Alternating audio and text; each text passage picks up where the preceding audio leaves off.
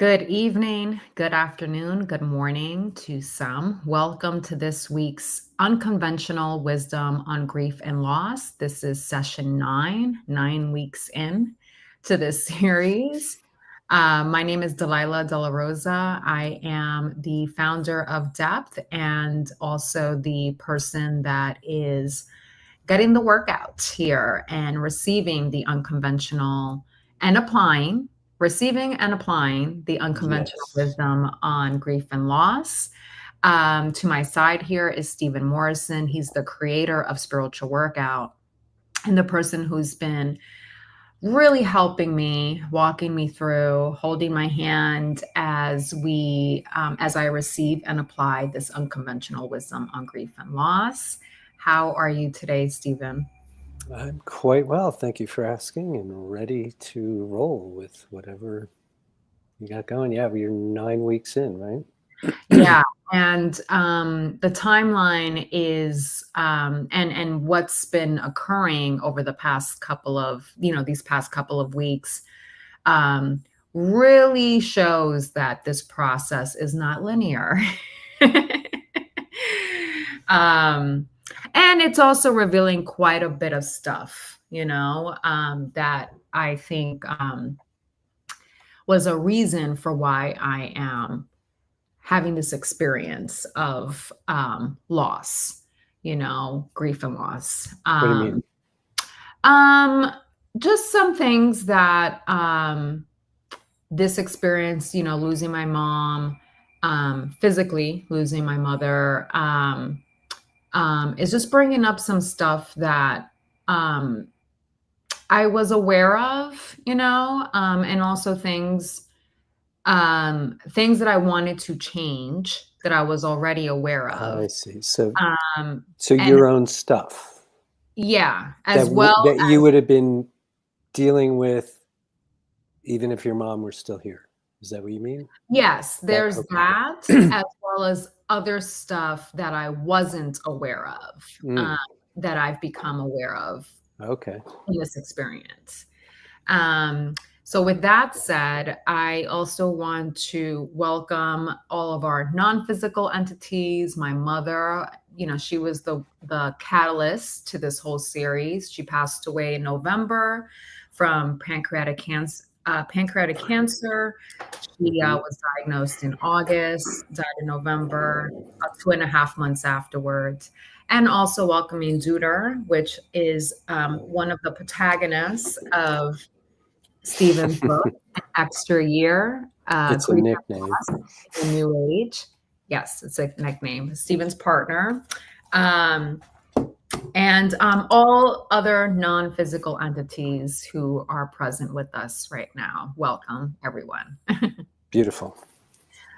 All right, so I let's go second right that into emotion. it. Let's go right into it. Last week, we left off with, yes, doing some tapping on, some stuff that was coming up. Uh, particularly beliefs about my being a victim or at the mercy of life, the divine. I'm actually going to say the divine because that I feel encompasses my soul as well as other non-physical energy. Good. Okay. I'm glad that you defined it for yourself because, Yeah. these words, I Yeah. tend to use them all Yeah. because, Yeah. but they do mean different things to different people. And so thank you Mhm. for that. I was actually gonna ask. So we were speaking about those limiting beliefs last week, and we ended off with it being a good exercise for me if it was necessary to come up with my own intention or a specific intention with regard to my mother's passing. How Yeah. do I want to move through this experience, right? And So, what do you want to be able to say about it at some point in the right, future? right, exactly. So I did do that. Um, I Malpractice for me that it didn't come till the 8th week, but we'll come back to that another I time. think that though there's a reason for that because I think that there needed to be these other weeks to flesh out some other stuff that may have gotten in the way or that I had to realize that I did need to have a more specific intention, like a Yes. standalone Well, intention for this. yes. And I think in the beginning Yeah. also, I had enough of a sense of Yeah, you. because I Um, thought that that was it, at least at that point, yeah, and right. over the course of these weeks, I was realizing that there's more to it that can be put into a standalone Yeah, intention. beautiful. And that's So what I would expect so at some point. Yeah. did that, but I'd like to start with, the stuff that transpired over the last week, like, since our last session. These last 2 weeks, have been pretty challenging emotionally for me, and thus physically too. Mhm. Um, um, and I would say that last week, like, probably the most challenging emotionally since the 3-month mark in February. 'Cause I also Yes. had some stuff coming up that I was like, "Oh, Mhm. this is feeling really wobbly and weird," like heavy, wobbly, and weird. But yeah, the last 2 weeks I feel were, there was some stuff coming up that was challenging for me emotionally, thus physically, and it really sort of culminated on Thursday, the day after our last session. So this is what happened. My Okay. brother, he he actually went off to Syria and Lebanon as like, a trip, he had a friend that has an intention to visit all the countries in the world.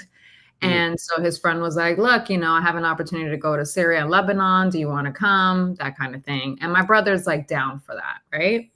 Mhm. So I touched base with him, just kind of like wanting to see how was the trip, how did it all come about, and we ended up talking, which was great.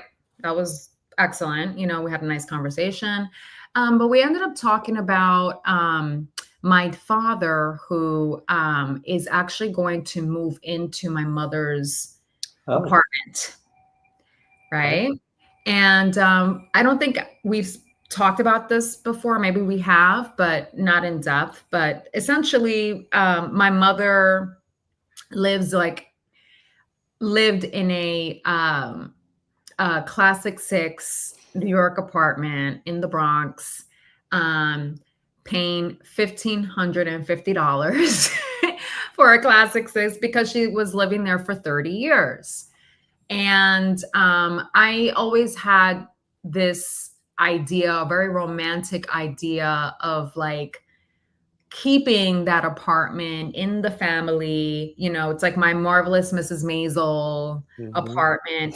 However, I nor my brother wanted to actually live there. It's a little far out in the Bronx, and we're just used to the amenities, Mhm. our locations where we live currently in New York. So, but my cousin, really encouraged us to hold the apartment. She was even speaking like she was going to take it over, but then that didn't end up working out. So I would say in like January, I was starting to feel like, damn, even though this is a very low rental price for what you're getting. I mean, you saw it, Stephen. It's huge. Yeah, it's Okay? It's huge. Um, and I have lived in many tiny New York yeah, apartments. yeah, no, this is huge. It's huge. It's like a little house in Yeah, an apartment building. it's Um, definitely very Mrs. Maisel. Very Mrs. Maisel, very elegant bones, Mhm. it's beautiful. And I have a thing with like interior design, and architecture and stuff. So I really appreciate it. However, um, neither I or Michael, for various reasons, wanted to live there. Anyway, I told my father in January, I was like, look, I think that by April, May, I may need to let it go because even though it's a low rent, there's no one living there. And I just don't, and I comfortable, nor do I want to keep paying for something that no one is using, Right. right? Right. So my dad, told me that, hey, it looks like I could really use like moving there if it's still available. Oh, by the way, my parents were separated for like 20 years, so I forgot to add that in there. My parents were still married. Is like one of those couples that still married, even though they weren't together for like over 20 years. Like he actually had a whole other relationship and a daughter with his other, like, but it was, it was like they were like divorced, they weren't together, but it just wasn't official. So my dad has been on the lease, for 30 years and stuff. Anyway, long story short is he was like, look, if it's still available, and he made it known to me and Michael that whatever your mom was, your mom's, and even though technically we're still married, so it would kind of go to me, I don't see it that way. I see anything that was your mom's as your stuff, guys, and he's been very much on that page. And so he was like, if it's still available, I like to go in. So he's going to be moving in there with his girlfriend and his, partner of like 20 years, you know what I mean? So, and she's a great lady, she was at my mom's service. She's cool. Like she, sent her condolences. She was really, she's fine. So I just kind of, was touching base with my brother about, okay, look, this is a pretty smooth transition in terms of like my dad just kind of coming in and he can hold some of my mom's stuff, there. It's not something where it's like, I gotta get out my name. And it's almost like another layer of like closure or like finality. Is that a word? I don't know. But you know what I mean? That like, it just kind of makes it a little bit smoother and easier. And so it was cool. There was one thing that came up that I think started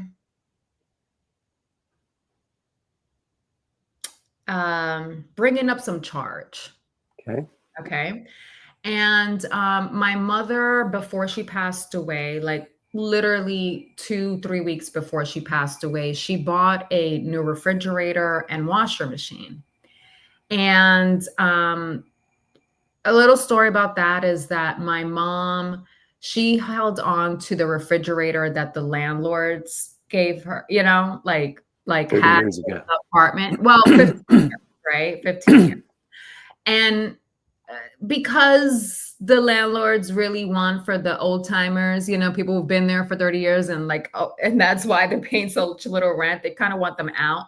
They're not really going to go get you a new refrigerator, even though my mom was like, no, she was kind of like, like out of principle, they should be giving me a, refrigerator. So she just stayed with that 15, refrigerator that was demoralizing in a way, like for a while.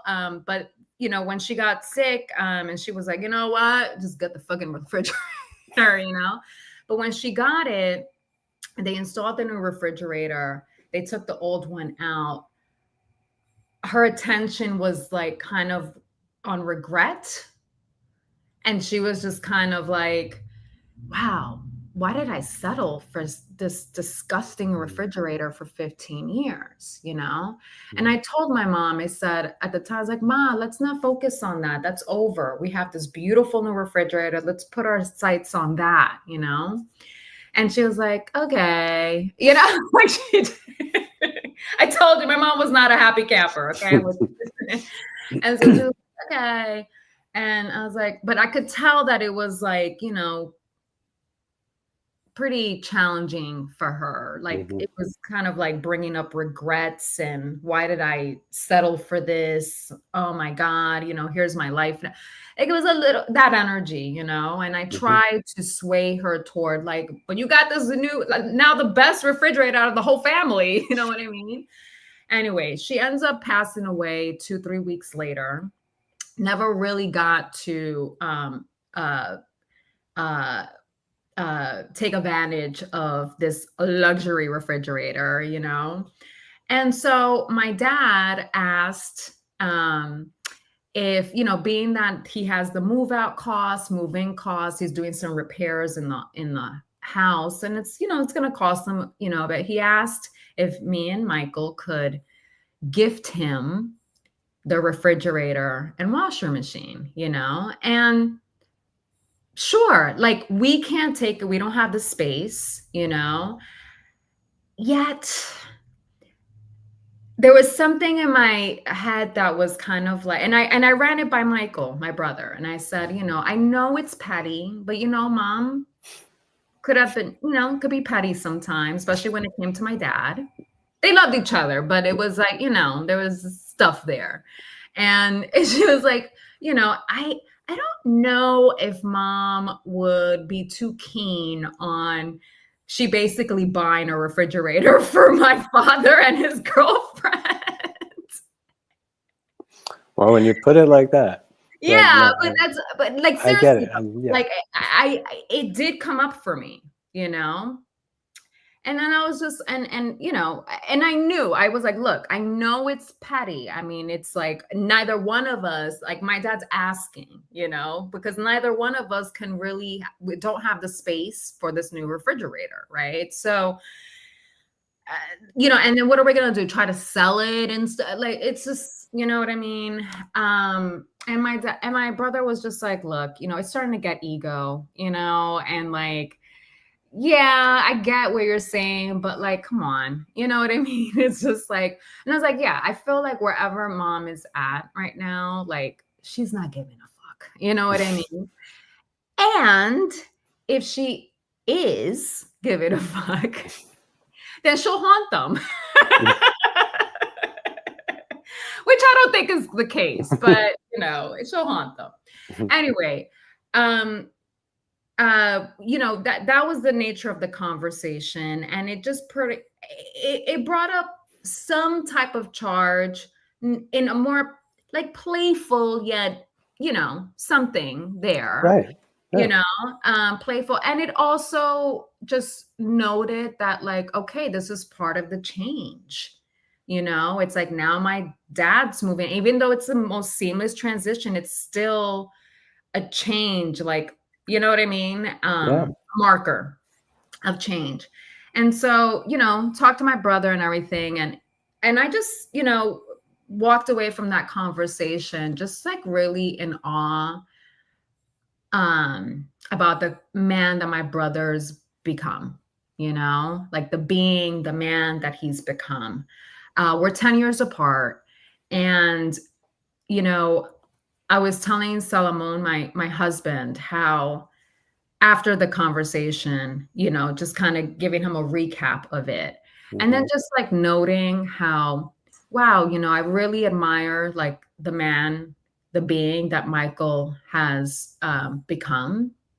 That when my mom was first diagnosed, I had this thought that I had to be resilient in order for him to lean on me, you know, like I did have that thought. And to my pleasant surprise, it was him that I was actually able to lean on, you know? And I felt really touched by the fact, you know, and I started crying more because I felt touched by it, you know? It wasn't like this depressing cry. Yet it did bring me back to I started getting flashbacks of that time. And I started sobbing because I was just recollecting how I was, my heart was aching at that time. Yes. And I had to suspend it for a little bit so I could be present with my mom. Hmm. But it was so stressful, you know, and it was so stressful. And I was like, damn. And then it just struck me like, wow, like my mom died, and that in terms of the physical connection, Mm-hmm. I won't ever experience that again. And so I just started sobbing over it because I was like just giving space and room um to acknowledge the heartache. The heartache that you were not able to fully process Yeah. when that was happening. I Yeah. actually remember talking to you during those many days of, yeah, we're going to do this project and this. And so this is exactly what happens when it's not only when we are contending with the loss of somebody we love who has died, but anything that happens. So in this milieu, in this grief and loss mode, it's extremely common to be like, wow, I was caregiving, I was doing something, and didn't really pay that much attention to myself. And then something will happen in the future. Often it's a rolling over the same dates from the previous year, or it's like what you're talking about, just talking about this refrigerator project and the whole thing. Oh yeah, when that was happening in real life here, and the way, I was dealing in the Yeah, depths it's of like I dealing had with, to kind of suspend the heartache I felt when yes, I saw my mom, like, feeling regretful about the refrigerator thing, yeah, and just like kind of her mulling over some of the regrets, I think, in her life, hmm um, and, just, and then just thinking about how stressful it really was, so time. so now would be the time, I mean, doing it within a year of when it happened, to literally process it through That's, yeah. now. And so the story's not over because it's really like over the course of the week, hmm because just um, many things sort of brought this up. Sure. My husband's friend's son OD'd, Mm-hmm. overdosed accidentally, and I knew this guy. He was 32, but I've known him since he was like 8 years old. And it was a real it was a real it felt really sad, right? Because so many people really tried to help him, um support him, love him, and he just, you know was dealing with addiction, you know hmm and I guess, towards his latter days, it looked like he was turning it around. His relationship with his father was sort of like getting better, like they were building, and it looked like he was on the up and up, but I guess that wasn't the case. hmm And so went to his funeral on Saturday. And because on Thursday, after having that conversation with Michael, and it brought up all that stuff, it was pretty weighty, the heartache, Yeah. that stuff, and those days leading up to that. I was just like, I'm not sure if I want to go to this funeral, but then something in me told me yes, and it just, I think what something, that thing in me that said yes, go, was so that I can sit with heartache, you know, hmm sit with it. Um, and also, to one of the speakers, who's also a friend of ours, said, looking at his transition as a transition, and almost as a gift and opportunity for his father, our friend. Okay. And what I loved was that he said, I would like for everyone to stand up and give, Oscar, that's his name, a round of applause as he transitions. And that round of applause was so powerful, so sincere. I mean, it was like a standing ovation for like a couple of minutes. And it was like, and it felt so uplifting, and I was like, yes, like I like, you know what I mean? Because it was pretty Yeah. heavy mood. I mean, it's talking about last session about my mom dying a victim overdose situation is like, could bring a lot of that in there, Mm-hmm. Yeah. So to have that sort of uplifting moment of like, let's cheer him on as he goes on to this transition Love was that. really, I know, man, it was really like genuine, sincere, like moving, like genuinely, sincerely moving. Yes. Everyone was like a round of applause, standing ovation for like a couple of minutes. And it was just getting stronger and stronger, like the applause, So I think that was one of the reasons why I elected to go, myself, capital S, elected to go. Still tender-hearted, right? But that was a really nice thing,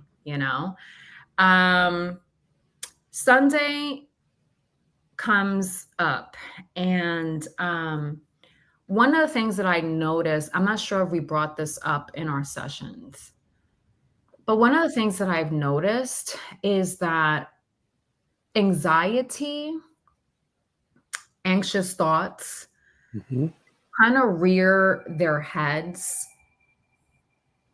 Anxiety could kind of rear its head whenever I am willing to go to those profound emotions that I may want to avoid or not go there, So like almost like anxiety is like this defense mechanism, like a distraction for like the real pain, like, because I noticed that it cranked way up, Steven. The anxiety. Yeah.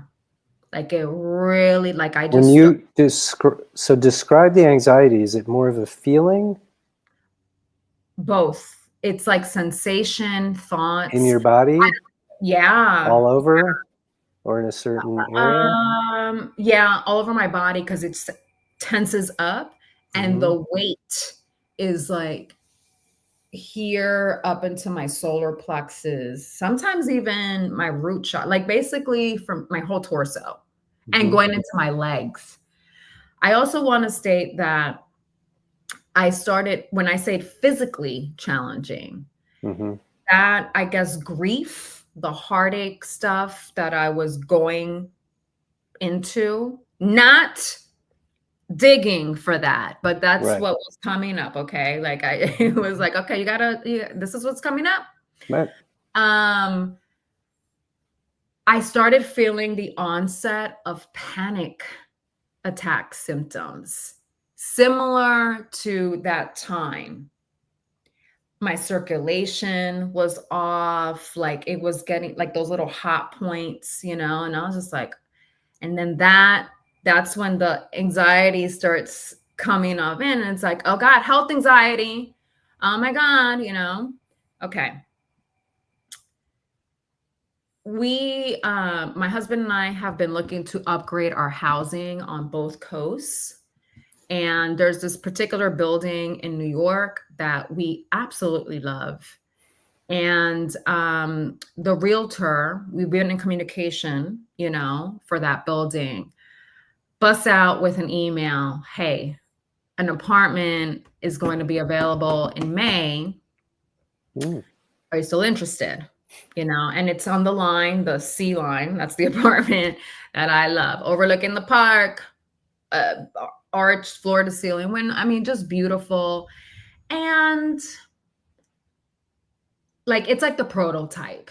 Like everything else pales in comparison. Okay. Like it's a prototype. However, what's not the prototype is the price. It's really expensive, right? And when I say really expensive, meaning that, like, we're paying below market for the two places that we rent, Hmm. because we got it like 15 years ago. Um, so I know that we're asking for a bigger space, more amenities. So we know that we're gonna have to put out some dough, okay? But this is still like, okay, this is a major financial commitment. And I got really anxious about it. And this is the example. Um, I get this, I see the price, and I'm like, oh, okay.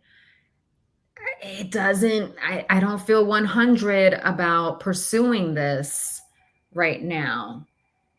But am I not feeling 100 about not pursuing this right now because it just it doesn't feel like the best timing?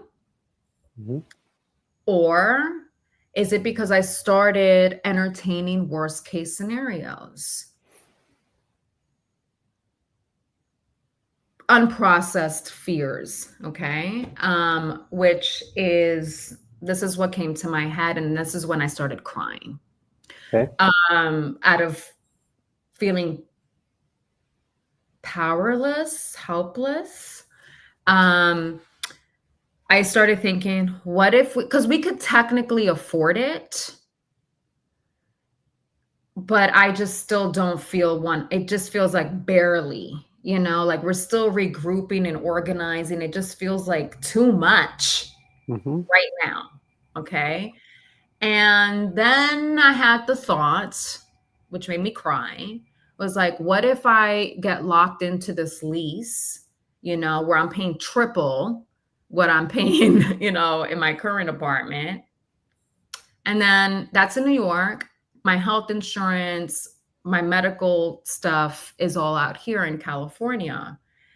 What if, because I haven't gone to my checkups or anything like that right now, because I was like, I need a break from anything conventional medicine Right. right now. Okay. Um, and there's a little fear in there too. I'm not gonna lie. Okay. Health anxiety for sure, Um, the thought that I had that made me just start crying and feeling fucking whack, and just more anxious was like, what if I get locked into this lease in New York? I come out here to do my checkups, and then I get a fucking cancer diagnosis, and then I have to be out here for treatment. And it's just like all that money in New York goes down the drain. And then I was just like, oh my God, the what ifs, the negative what ifs. But it was so strong, Steven. And then I just started thinking, it was like a whole loop, a spiral, which made me feel like crying because I was scaring myself. Yeah. And and thinking about my mom, and no guarantees, and is it really wise to lock in? And am I having like an intuition here? Because I remember last year before everything went down with my mom, I had such a hard time like connecting with my intentions, like feeling a mix of grief and anxiety before even knowing any of this going down. And I'm wondering whether I was sort of like had a deeper knowing of what was to come last year. And I'm feeling the same way right now, which is how I'm tying in the intention work, because I was just like, all right, let me go into my tapping and let me go into my intentions, my all of my intentions. Let me see where I'm at. And they were just falling flat. Like I could not connect to them. And I was like, oh my God, what if this is a sign of what's to come? Because I can't connect. It's like similar to last year. And maybe that's why I'm like, it's not a good time to get this place because there's something that's going to happen and it's not going to be a wise decision. Maybe that's what, like I got into a freaking spiral, man. And I just started crying. I just started crying because I was just like, I These were need, not the happy kind of tears. no, no, these were scared, uh, scared, sad, and I forgot the other S I used. It was like scared, sad, and something else that those kind of tears, those Hmm. kind of Yeah, feelings, you know? And um,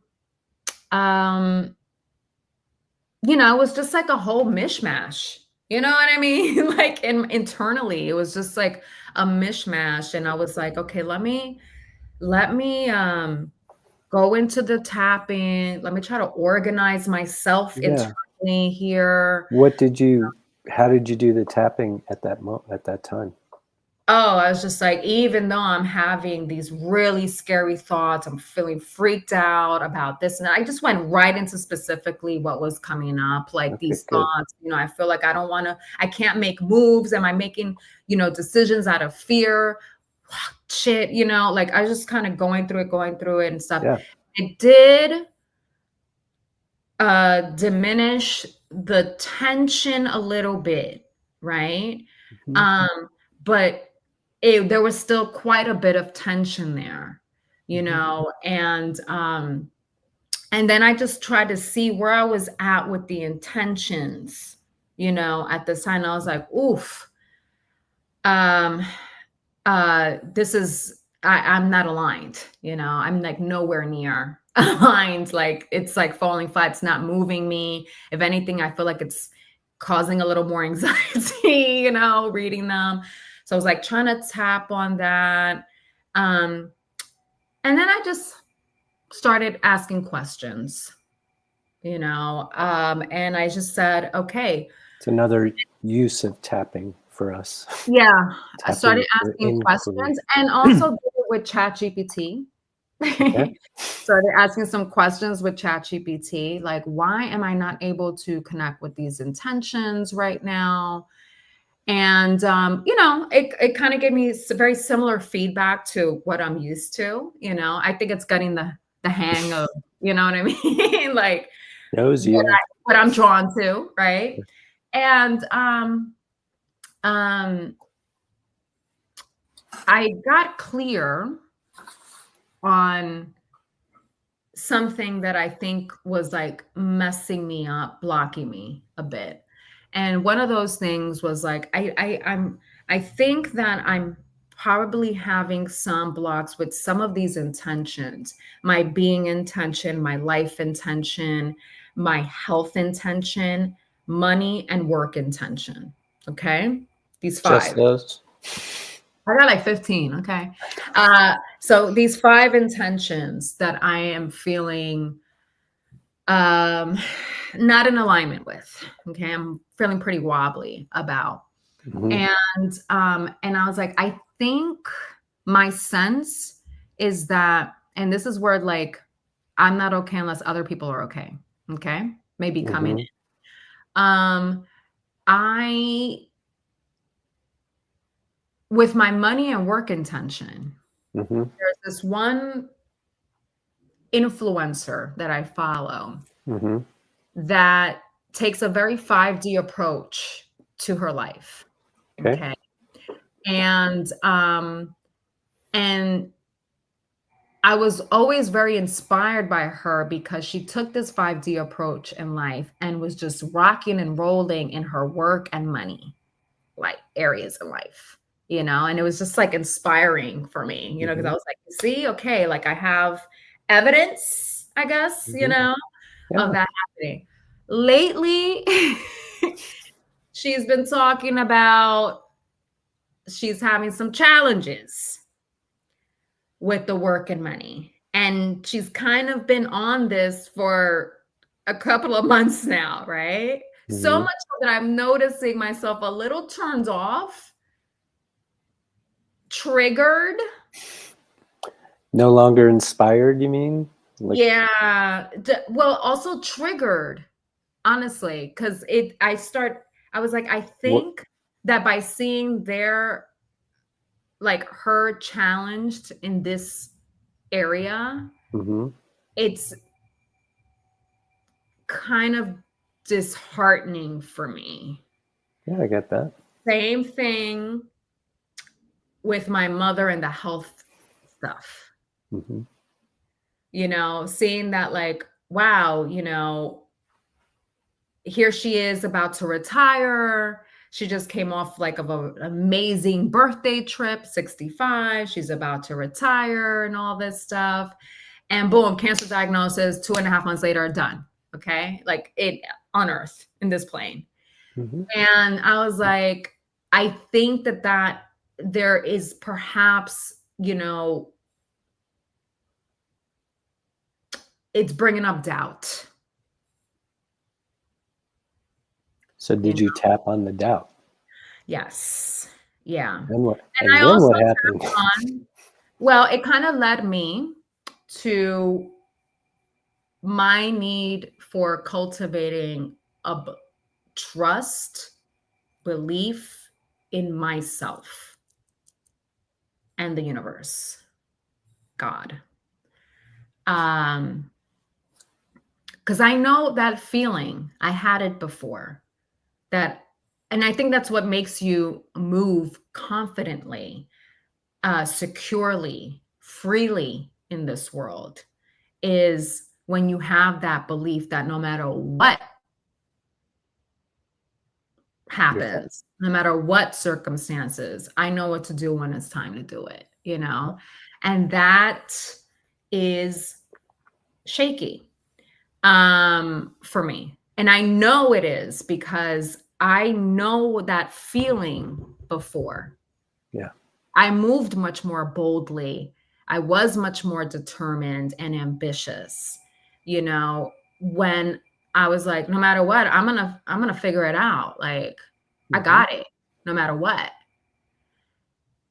I lost that in the last 10 years.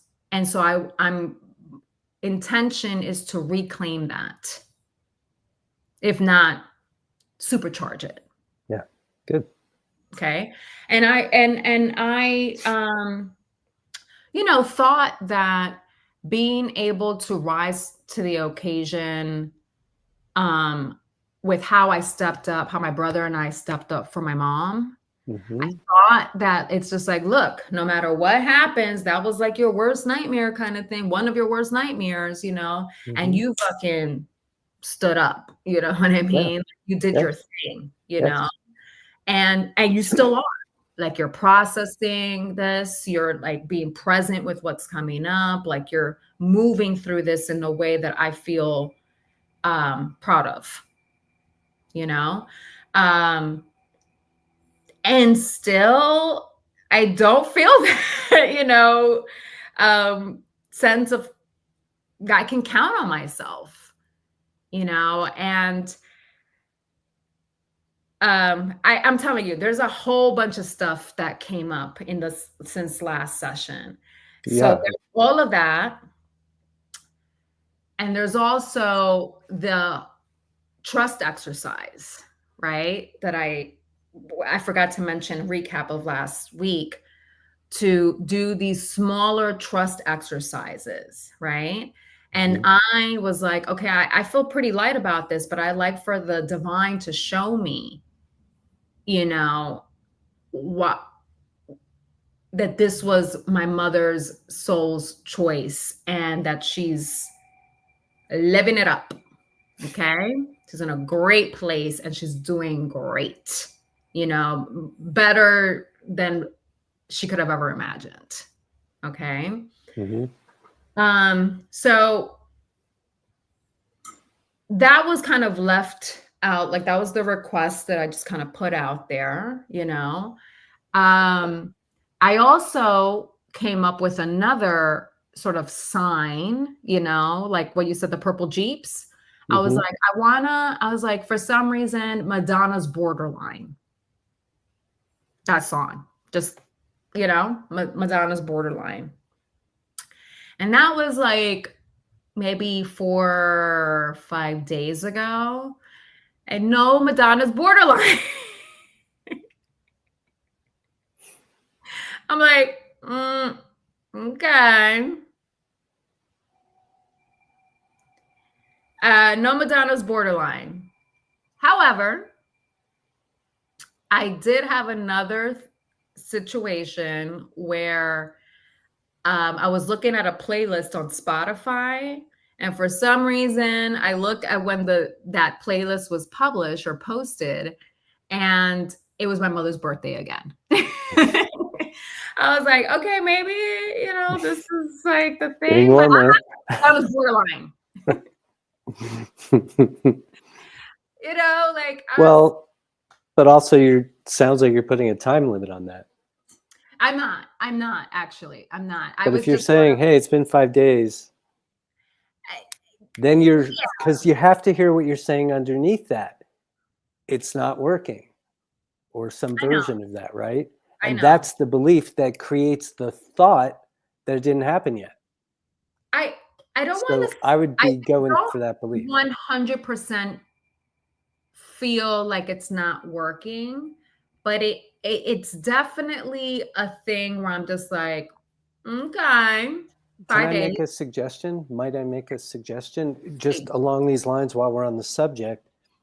Do a few of those at a time. Okay. Okay, so I want to see or hear something borderline, Madonna, da, da, da. I want to, maybe have 3 of them, and just throw them out there and try not. Try not. I mean, it's a fine line between. I have 2 so Yeah. far. Okay. So I have the Madonna's borderline, Right. and I also have the request for the universe to show me. Right. So those 2 right now. Yes. And I'm pretty light on these things, All right. Steven. Like I Well, am. but still, we just found out there's still some thread of a Yeah. belief. So Yeah. that's where you have to go, because But basically I was like disappointed. A little because it didn't disappointed. happen by a certain Yeah. time. Yeah. If it happens when we hang up tonight, you won't be disappointed, No, right. right? It's Right. just the I was just calendar that's your it was issue. a little disappointed, and I think that because I've been feeling pretty tender-hearted, Mm-hmm. that anything that is like frustrating, disappointing, like I was really sad about not pursuing this apartment opportunity, right? Like I was sad about it. And I was like, well, why are you sad? What does it mean to you that like you don't feel 100 about taking on this financial commitment right now? And I was like, well, there's probably some scarcity there. There's probably this feeling of like, I just would like for this to be like my mom's energy magic is thrusting me like into this beautiful place, and I just got a little salty. That's what it was. Scared, sad, Look, salty. personally, I Scared, don't sad, blame you. salty. But Yeah. yeah, I get. That All right. the 3 S's. We found the other S. Yes. Well, so again, I would go right to that belief. So even though I'm doubting the process a little bit, even if it's just a little, and get it out of the way. Yeah. And then because then you're also walking around, instead of expecting to see, hear, borderline, however it's going to come to you, you're believing it's not going to. Mm. That's just the reality. So that's kind of how the last couple of days have been. It's a lot. It was a lot, Steven. But good. I mean, it's, it Well, was it is. come up. Let's just say it is. Yeah, it is. I think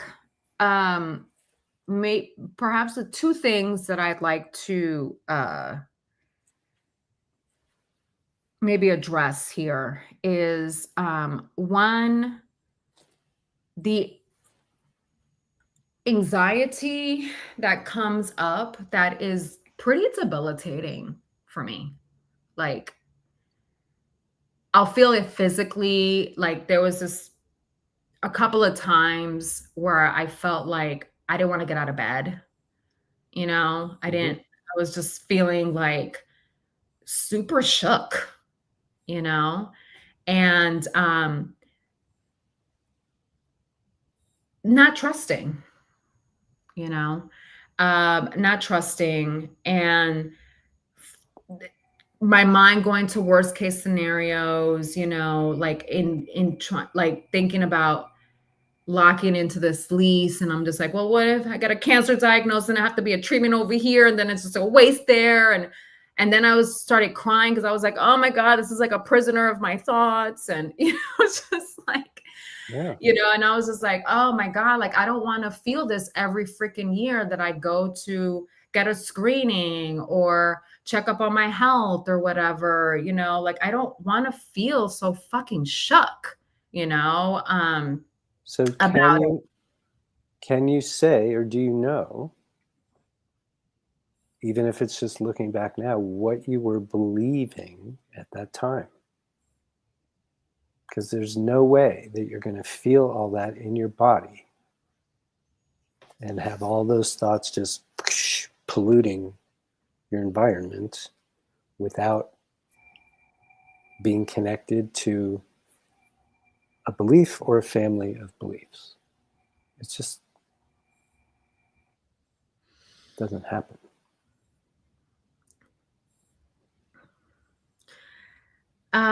I feel like I don't want to, nor do I feel like I can withstand heartache and disappointment. By heartache, pain, okay? Like emotional pain, but really heartache. Like that's the one that like pierces through the most. Cause when I think about that, Mm-hmm. I want to cry. Like it's just, Do you let yourself? Do you cry? I do. I do. Yeah, I mean, I've been crying like a good. baby. So that's okay. I've been crying. Well, I've been crying, I've so been I crying can't and with. freaking out. I've been crying and freaking out. So I can't withstand heartache or emotional pain, Yeah, I and just yet you're withstanding it. You don't have to like it. But if you I weren't withstanding it, you wouldn't be here talking to me about it. and I know this is a part of my life, right Mm-hmm. now. Like this Mm-hmm. is an experience that I'm having. Yes. Um, it's just this experience is so challenging for me, Steven. I You know. know, I think this is what you were getting at when we first started, right? Which is the stuff that's coming up as you process the grief experience with your mom is attached to your stuff mhm, anyway. Because mhm, you're right. I mean, I know these are not new ideas or new mhm, experiences. So what else is in there? I can't withstand. I like the clarity of that belief. That's a belief. I can't withstand something. Fair enough. mhm, What mhm. else is in there? Which is kind of contradicting. I know what to do when it's time to do it, Yes, it is. But Uh, that's okay for now. I see that. Yeah, I Hmm. see that. So what But else this goes what along with I can't withstand it?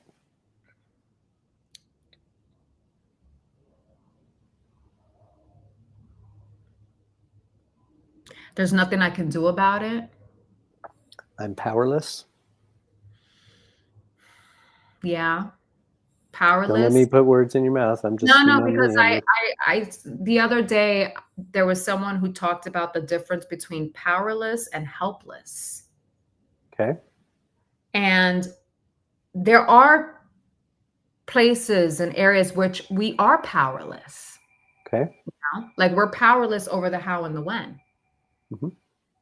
That's not in our power, right? Yeah. You know what I mean? Yeah. We're not in charge of that. Right. Okay.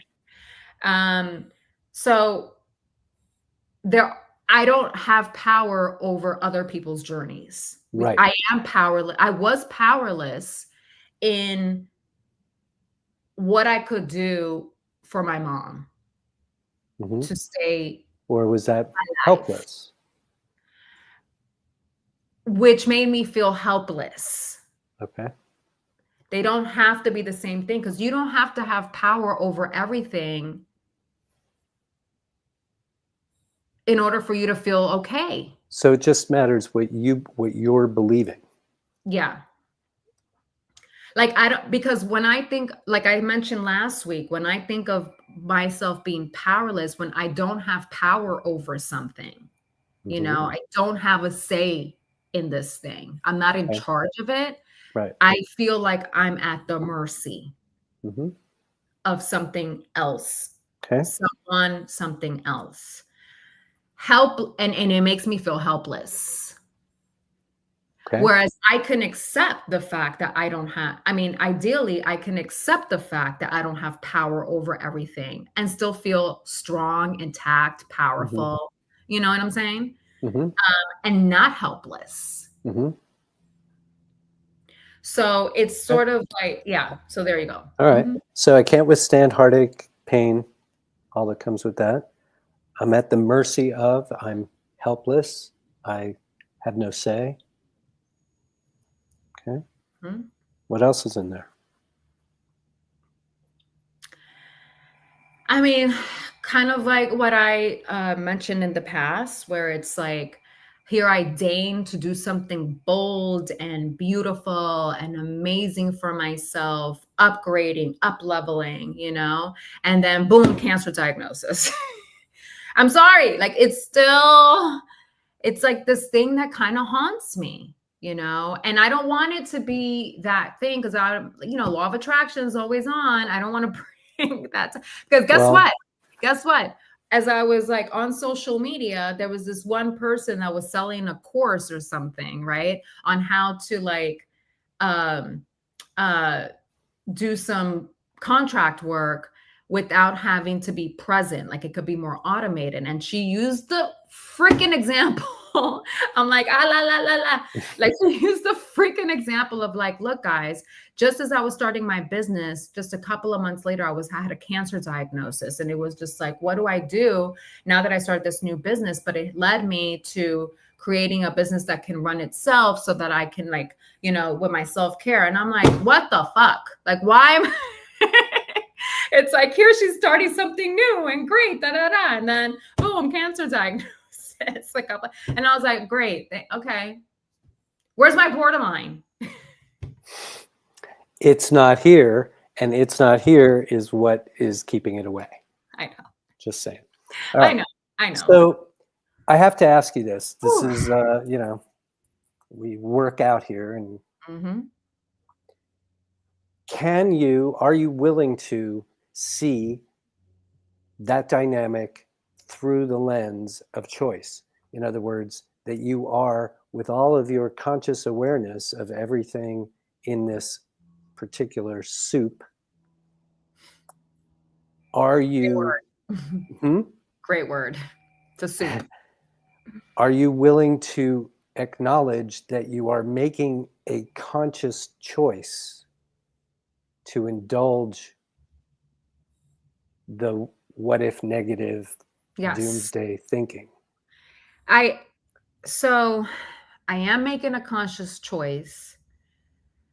And I'm also very aware of the strong pull that it has. Yeah, absolutely, it Because does. it's like I said, the bodily So sensation. I want to talk a little very generically on this subject for a moment. And the idea is that the beliefs that we have formed, however we form them, wherever, they're always serving us in some way. It's usually when we're rather young, then we live some life and realize at some point, wow, these beliefs I have about money aren't serving me right now. These beliefs I have about relationships, maybe there's a reason why I haven't had a good one yet, and I'm 47 years old. Whatever it is, we have every right to every belief we have. And they just operate on the physical mind level. That's their job. They're just there to they were originally created to keep us safe in some way. We Yes. now know that's no longer really the case. To your point, they do have a strong pull. And to my point, the reason that the pull gets even stronger at this moment is because your system knows and those beliefs know that they're toast. Okay. So they're going to try even harder to convince you not to let them go. And that's a generic statement. for the Why do you process do of that? discovering beliefs and letting them go. Don't ask me why. I don't make rules. Okay.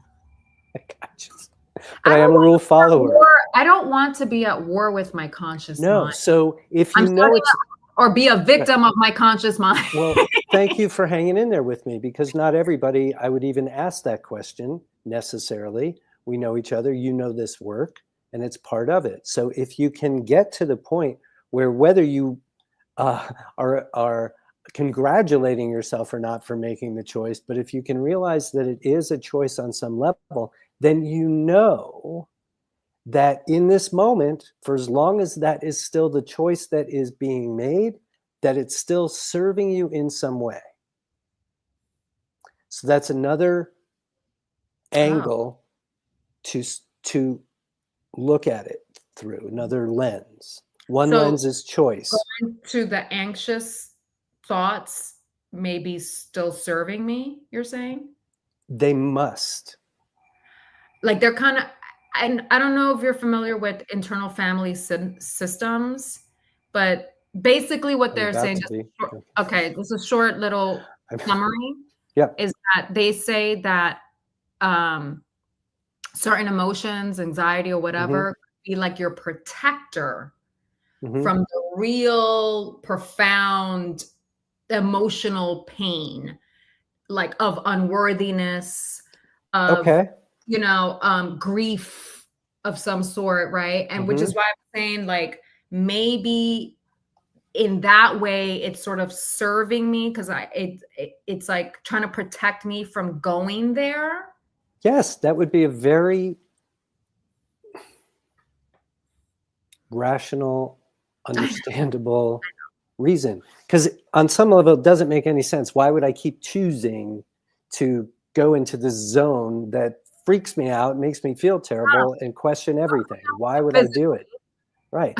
But if you're doing it so regularly and you have some awareness, so that's one piece of it. So one lens is looking at this whole dynamic through the lens of choice. And then the next piece of that is, well, then why would I make this choice?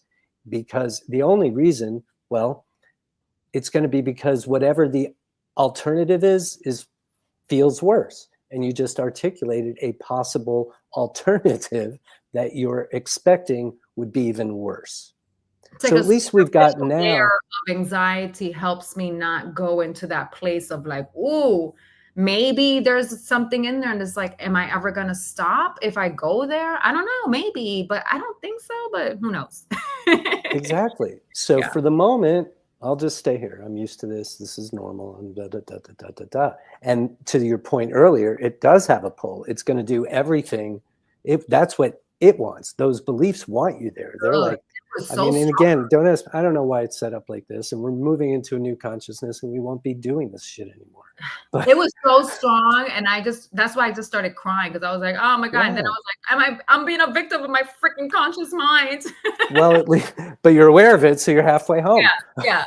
You're right. You're right. right? Yeah. Hmm. So this is really good, this conversation, I think, because now the other piece that we didn't get to yet, if I'm making a choice consciously, quasi-consciously, however you want to say it, and I'm going here to this negative space repeatedly, Mm. well, what other choices do I have? And that's intention, intention, intention. But you were saying you couldn't quite grab them. And this is why there's something else that we're not getting to yet. And I believe this is it. You believe what is it? This looking at going into the negative what if doomsday thinking is And serving perhaps some it purpose. curbing my ideas of the possibility of my intentions real becoming Say that reality. first part again. I talked over you. Um, and that it brings up questions about the possibility about my intentions actually materializing. Right. There's some stuff. But there's two. So when you're just doing regular intention work, then that's dump list stuff and we just Yeah. process that through when we do it. But you're not quite, you described it very well. You did all the tapping and it still didn't get you into alignment with the intentions. No, yeah, like So even there's in my something body, I else. felt it was just Right. like a Yeah. And I dare say this would be the next place to look. Into, okay, I'm just going to assume for the sake of this exercise and this process, I'm talking as you, that there's something to this idea. So I'm going to give this some attention. Why would I keep going back? I've done this kind of work for a long time. I have a whole list of intentions that I'm very excited about. I have had times in my life where I've had much more self-confidence and more alignment with source, divine, and all of that. So why right now, in spite of or because of everything else I'm going on, am I continuing to pretty much on purpose keep going into this such a negative space, and the non-linearity? I've been moving along and then I hit this thing and da da da. So I say there are no accidents. I know you believe that too. Now Mhm. it's time for this piece. It seems maybe there's zero in there, but I doubt that. I think you've already at least gotten the ball rolling in terms of one idea of what it could be. So I'm suggesting let's just continue with that, because until you discover that, I think you'll continue. I mean, this is a chronic Like, until I behavior. discover what the catalyst is that has me keep, like, going into the impending doom, into this, doubting, impending Yes. doom type of And place. so when you think of doubt, that also ties to, and you said it earlier, I believe, the whole intention for, two-way communication with the divine. And yet I don't trust the divine. Oh, yeah. And so doubt exists over here too, in that whole. So you have an intention that you have doubt about. That's okay. We all do when we start out. Gas pedal brake, gas pedal brake. Right? So A lot. And it precludes the trust for me. exactly. It So precludes the trust. And I saw this really specifically, when somebody was talking about money mindset. Okay. mhm, I've heard this before, but the way that he positioned it made me see it in an entirely new way. mhm, Um, and he said, if money was a person, how are you treating that person? What are your beliefs about that person? Like, if money were to walk into a room as a person, into a party, what are your thoughts? What's your impression? What are you doing with that person? And my immediate thing was like, oh, I find money as a person, the life of the party, very charismatic, very like somebody that you want to be around, life of the party. mhm, And I'm also still a little suspicious mhm, mhm, of that charismatic entity, you know.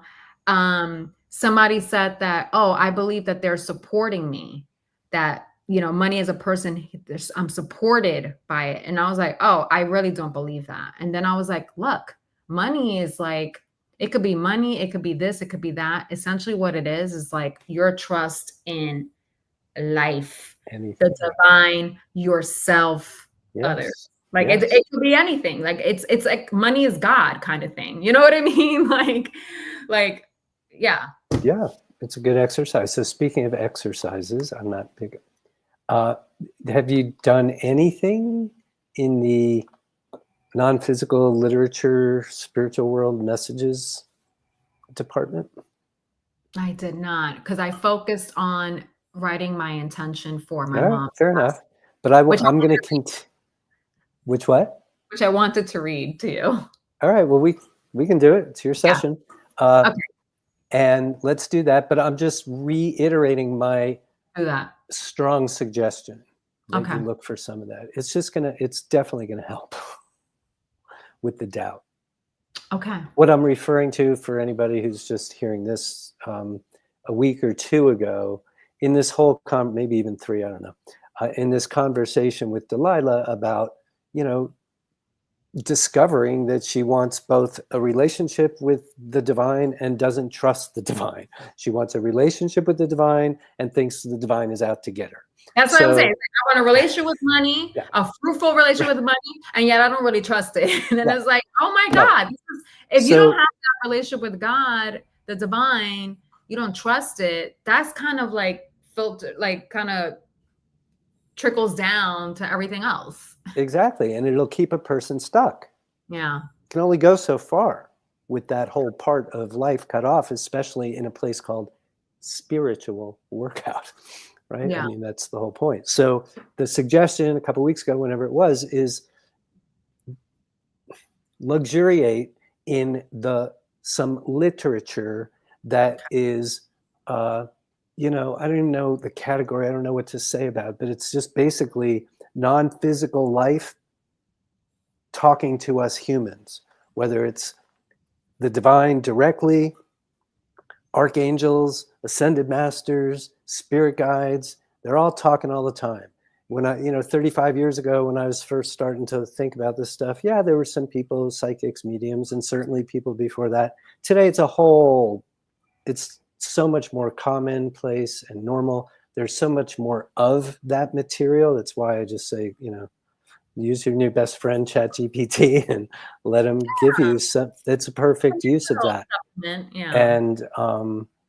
And let and so for Delilah to really and this is good for anybody.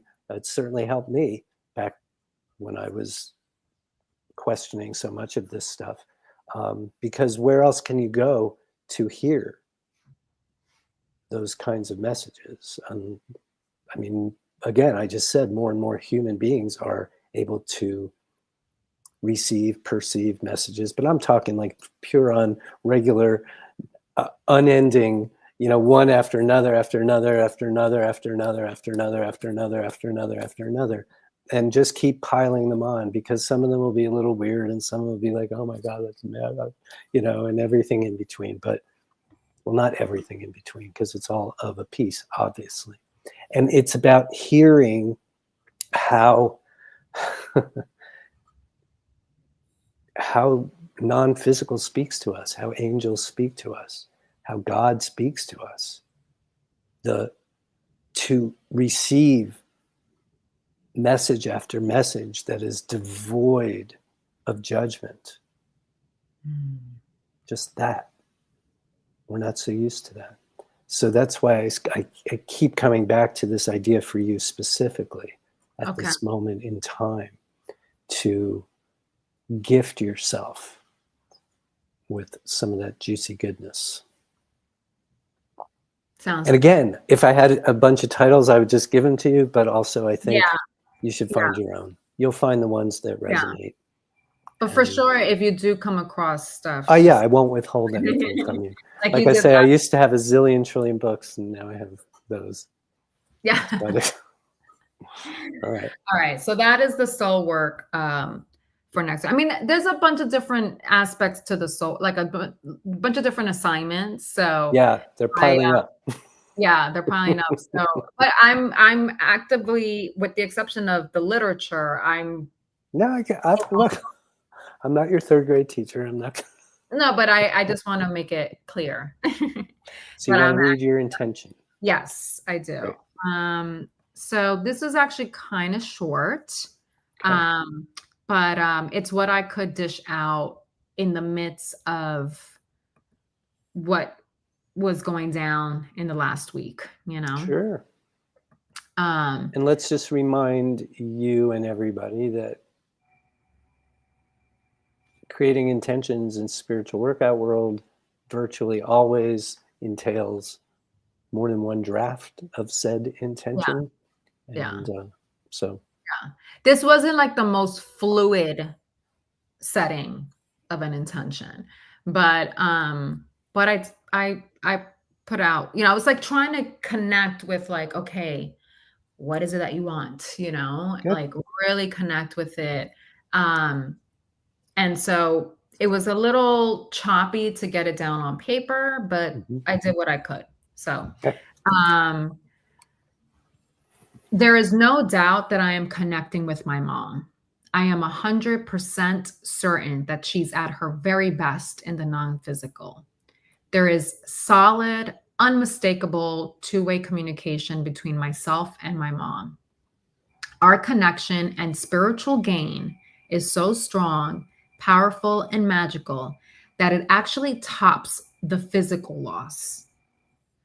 The connection inspires and propels me to be bold, self expressive, and trusting of myself, life, and the divine. That's what I have for right now. And how did that feel when you just read it? It feels good. It feels solid, you know, like very solid, clear. It feels like, I mean, it's concise, right? And I feel like I have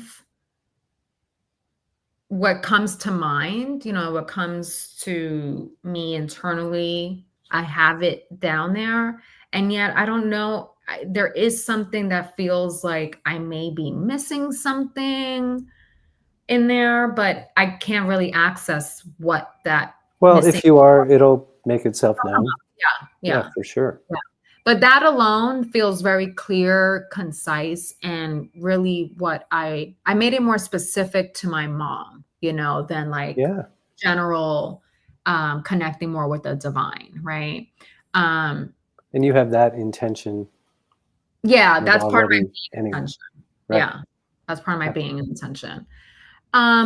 So it feels good. It feels concise. It feels to the point. It clearly states what I'm intending. Yeah, this is know? it. So this is when we write out our intentions, we are not writing out what we want. We are writing out what it's like to already have what we want. Yeah. So you've done an excellent job on that level. You know how to do that.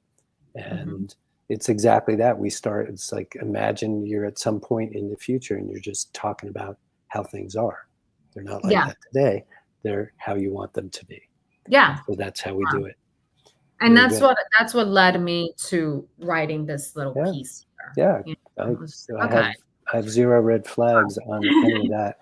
And just so anybody who's listening, for me, I'm not here to tell anybody what to want. An intention is an answer to the question. In an ideal world where nobody can say no, money's no object, what do you want? What does it look like? So all I'm here to do is help with the mechanics. You know, is it in present tense language? We're not dealing with any hows or whens or getting bogged down by that. And we're stating things in positive terms. So in all those ways, check, check, check. Good. You know, that all sounded right. And again, the measuring stick, if you will, when somebody reads their intention is some version of, it feels good, it feels solid, it feels right, it feels, you know, at a minimum, that's what it should be, because the intention is just a reflection of us. So when we see it, read it, it's like, yeah, absolutely. And the fact that you wrote it during, so, you know, take another peek at it during the week and just see if there's anything. Yeah, I see if anything else comes up. I wrote it while I was in the throes of all the soup. I get it. So the other thing to do, like with any intention, start noticing cultivation-wise. So in our process, phase one of the intention setting process is essentially just articulating it, getting it down on paper, not a syllable out of whack. And then the second phase is the embodiment and the cultivation of it. So look for anything happening in your hourly, daily, weekly, monthly life that comports with things that you have in that intention. So that it's a big part of the two-way communication. So again, if there's something that happens, you know, where it's like, oh, that's my mom, I knew it, then it's embellishment time. Be like, wow, this is in my intention. It's already happening. It's you know. All that, right? So to conclude here, this week's session, let's see what comes up when I check in with that intention. Yes. Looking for literature that can Mm-hmm. give me examples, narratives that really speak to trusting, that two-way communication with the divine. Mm-hmm. Um, the other part of what came out today, um, addressing that impulse to go into impending doom and anxious thoughts. Mm-hmm. Um, is it examining that? No, What does it's that look like? really it looks like the belief underneath there. Why would I choose this? I don't Mhm, like it. I've been talking about this for a long time. It keeps showing up in various different ways. Sometimes I'm doing just fine, and this is not even an issue. mhm.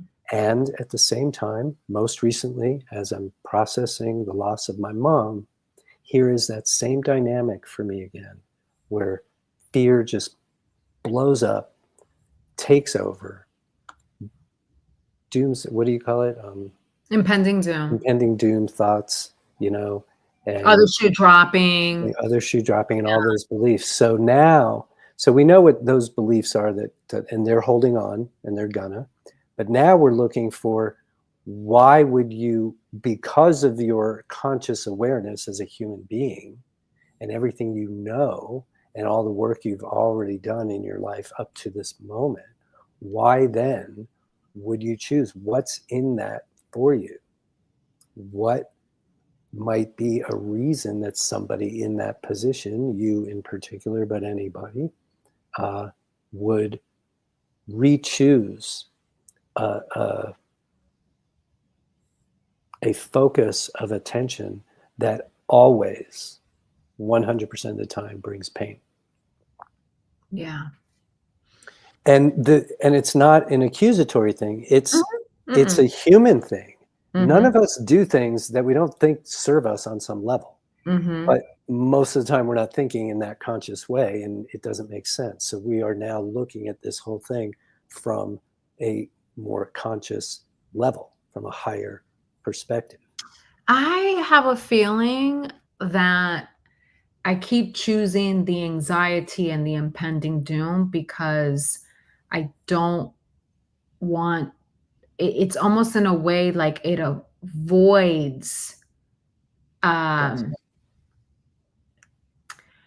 any possible scenario that can bring disappointment, heartache, emotional pain, Right. unworthiness perhaps, right? Yes. Not enoughness, like that Right. kind of like Yeah. it seems to me that that's the case.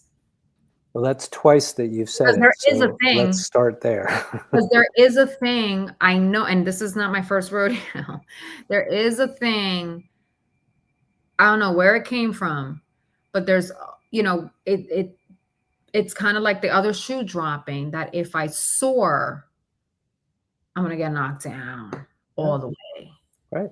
So it's almost like So I don't want to soar because then I'm gonna get knocked down.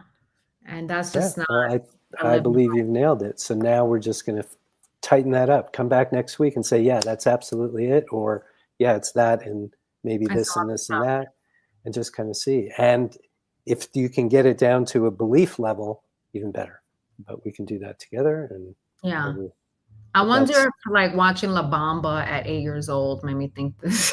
you have said that to me before. I'm not kidding. And I think 8 years old is a very, pivotal age for how you're formulating things in your inner world. Um, but it's I think it's Do you, just an imprint. Like because he had this fear, Richie Valens had this fear of flying, he had nightmares about it. And, when he kind of put his defenses down and was like, all right, I'll go on this flight in a fucking snowstorm and a blizzard. yeah, that's He like, was like, "No, I don't think so, I don't think so." And Buddy Holly and them were like, "Come on, what's going on?" And he's just, I'm telling you, I like remember this movie very vividly. It Time was for a the new movie. saddest freaking movie ever. The freaking soundtrack. I'm like, oh my God, you're like really just digging in. Anyway, but there's that whole thing of like, here he was soaring, like Yes. soaring, and then he lets his guard down and he ends up dying in a So freaking do you consider me to be, I don't know, a happy person, living a good life? yeah. All right. So my love of my life partner died Mm-hmm. soon after we found each other, as it were, right? Mm-hmm. I'm still here. My business was about to launch Mm-hmm. when I, quote unquote, lost it all. So Mm-hmm. as you were talking, I'm like, wait a minute.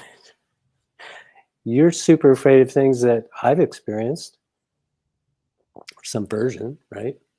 Like nobody's signing up for, like you just said, that the example of that person with her business and and then it's like this happened and that. So I'm saying you're talking to somebody who's had I know. similar experiences, and I didn't even realize that till just now. And so you too will have the opportunity and capacity to incorporate into your life whatever shows up, as opposed to trying to avoid things that you are predicting you don't like. I didn't want my partner to die. If anybody would have asked me that, I didn't at all. And yet, he's not gone. A big chunk of the work I do because of that experience. Mm-hmm. You know, um, my business is still my business. It might not have come come along the way I intended it to, but the doomsday stuff So that far. happened. Hmm? So far. So far, right? The doomsday stuff that happened didn't derail me from any of it. I know. And I think you're really onto something with why you were so stuck this week with all that tapping and all the everything and all the intentions here. I can just go here, but not quite. And all the regular things that normally you have experienced as being very helpful, not quite working. So that means there's something else that we're not addressing. And I think this is it. The choosing of, Yes. yeah, okay. And Yeah. why you would. Why? And let me just say how much I appreciate and commend your willingness to even look at that question. Oh, I'm ready. Good. Well, that's what will carry I'm you. ready because I don't feel like that's going to generate my best life. You're right. It's just not. And that's why I was crying when I went into that spiral because I was just like, oh my God, you know? And I knew that I didn't want to go into resistance of it either, Yeah. but I was just like, dude, like this is really exhausting and so fucking scary to me, like So fucking exhausting. Listening to inspiration, I feel exhausted, not because I didn't get sleep last night, but because of what I'm entertaining and thinking about. That's a sign you're off track, right? Oh, completely. Off the Yeah, bat. I was waking up nauseous.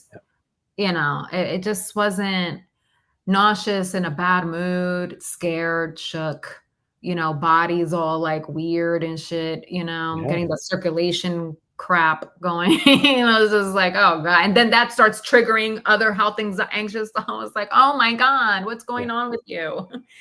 It's like, cut it out already.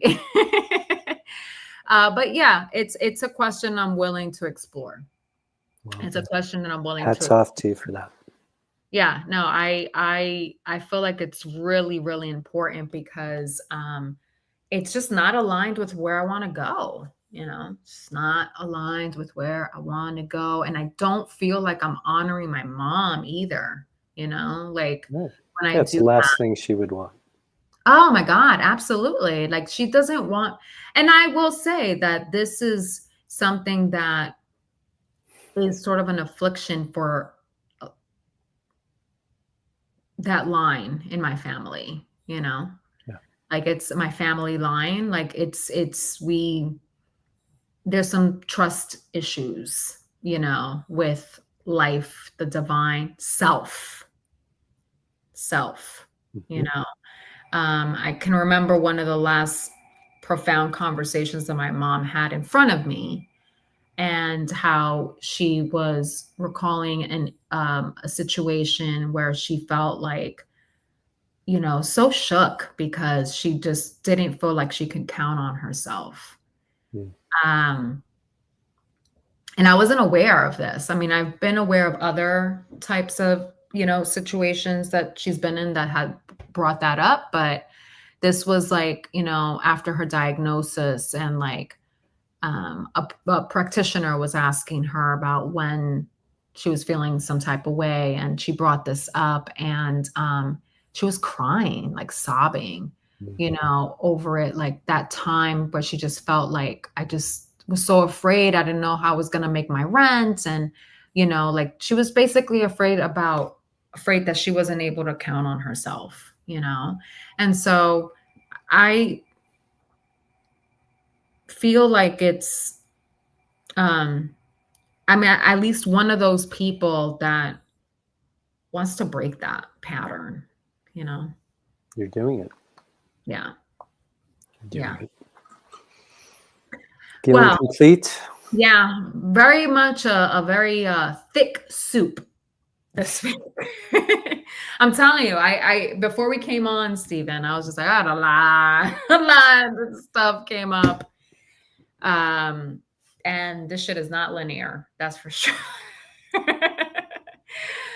Like a lot of stuff that came up, but I guess it's good that it's coming up. Yeah, up and out. Yeah, Up up and and out, out. up and out. Spiritual work out. Yes. Thank you, Steven. Everyone, Steven Morrison, creator of Spiritual Workout, author of An Extra Year, Grief and Loss in the New Age. My name is Delilah De La Rosa. I am the person that is receiving and applying this unconventional wisdom, should be conventional, unconventional wisdom I'm on doing my best. grief and loss here, with the help of Steven here. So thank you so much. Anything you want to say before we go, Steven? All right. I think I've said enough. Thank you. Thank you, everyone. I hope you join us next week, same time, same place, YouTube Live, 6 p.m. Pacific, 9 p.m. Eastern, every Wednesday. And yeah, we're gonna still keep going next week here. It's like this is I'll show up as long as you keep asking me to. like very juicy right now. So I hope you come along with us next week. So thank you, everyone. Have a great rest of the day. We will see you next week. Bye. Thank you.